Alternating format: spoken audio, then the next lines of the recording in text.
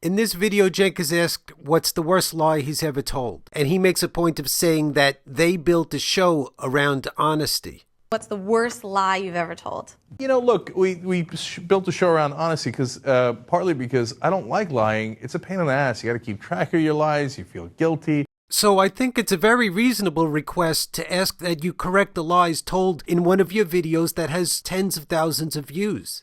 I'm not going to sit here and pretend like Hamas hasn't fanned the flames in the past and you know, they're unwilling to negotiate. It's precisely at the moments when Hamas is reasonable, that it conforms to international law, that Israel goes into a panic. Because when Hamas acts reasonably, Israel no longer has a pretext, an excuse to maintain the occupation. It's the peace offensives, it's the moderation that Israel dreads the most because it doesn't want to withdraw.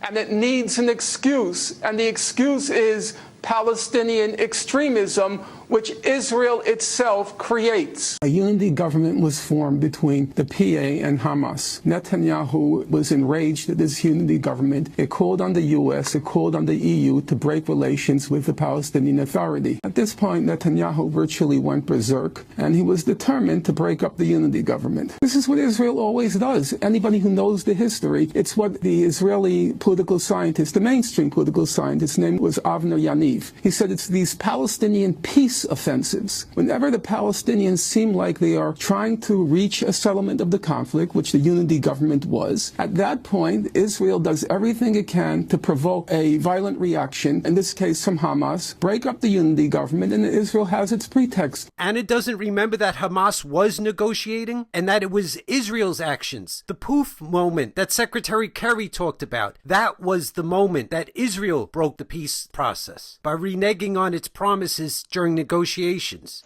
Unfortunately, the prisoners weren't released on the Saturday they were supposed to be released.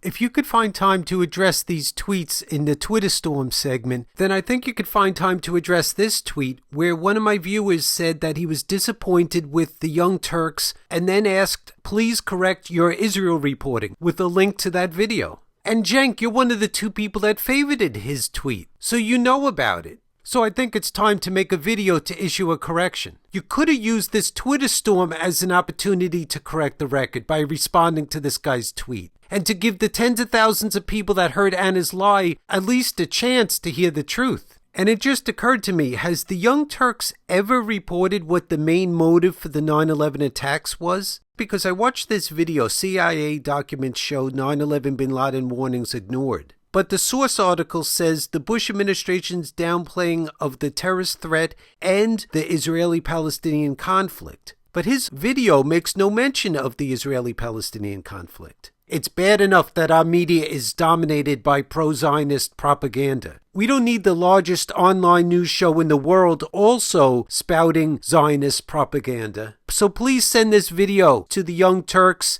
and ask them to make a correction to Anna's false claims. You can tweet them, you can email them, and ask them to correct the record. Because this is a critical issue. We've been repeatedly attacked over U.S. support of Israel. The American people deserve to have accurate information.